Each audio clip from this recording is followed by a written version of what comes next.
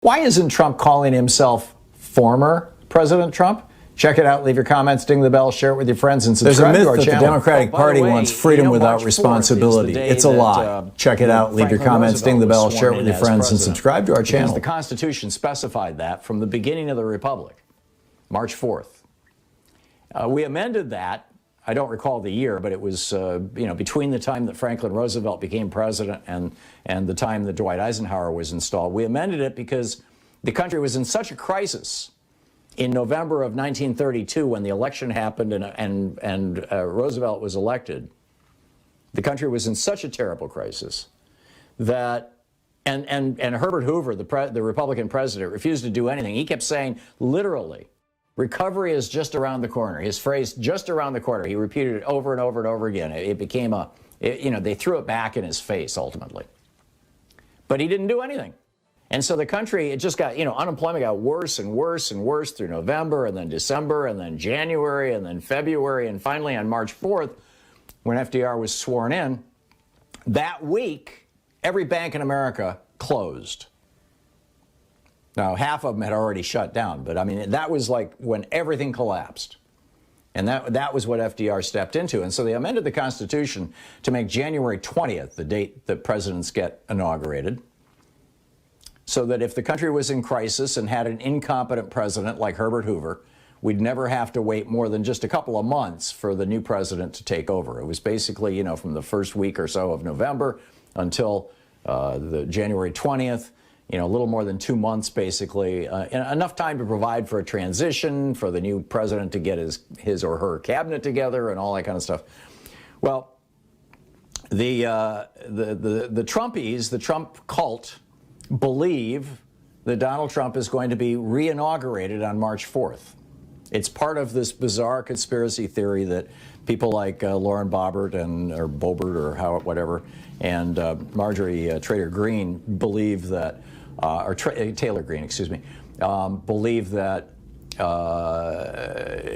somehow because Ulysses S. Grant oversaw some legislation that somehow turned us from a country into a corporation, and therefore your Social Security number is actually your number as an enslaved person, and blah, blah, blah, blah. It's just this bizarre conspiracy theory.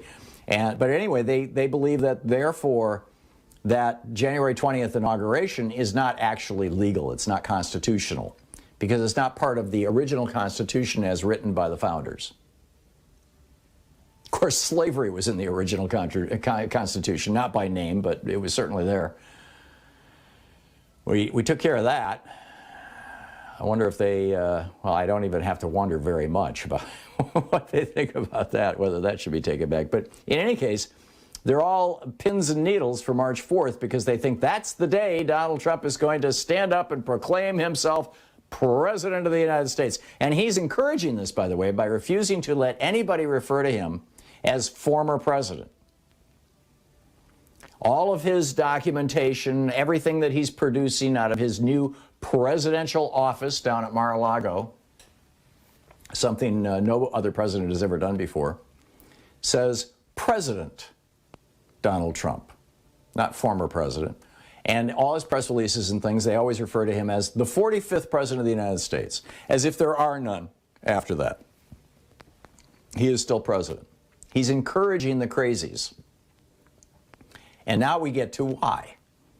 You'll recall Donald Trump bragged during the primary that he'd be the first guy to make money running for the presidency. Well, he did. He made hundreds of millions of dollars. He made hundreds of millions of dollars as president. He made hundreds of millions of dollars in the weeks after he lost the presidency fundraising. He spent $10 million on legal fees and raised, as best anybody can tell, somewhere between $200 and $400 million.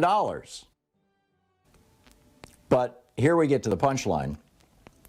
The rates at the Trump Hotel. Now, keep in mind, January 6th, the day of the attempted coup, they raised the rates. This is from Forbes magazine. The cheapest room available the night of the insurrection went for $8,000 in the Trump Hotel in D.C.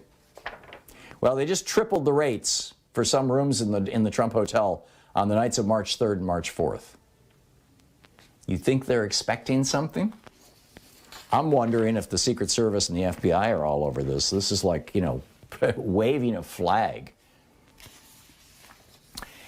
So, and Joe Biden wants to raise the corporate tax rate to 28%. Now, I just want to remind you, under Eisenhower it was 52%, and 1/3 of the federal government was funded by corporate taxes. JFK 52%, Johnson 52%, Nixon, Ford 48%, Carter 46%, Reagan 34%, Bush, Clinton, Bush, and Obama all 35%.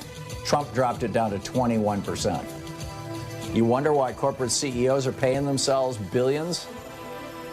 Biden wants to raise that up to 28%. It'll still be the lowest it's been since the 1930s.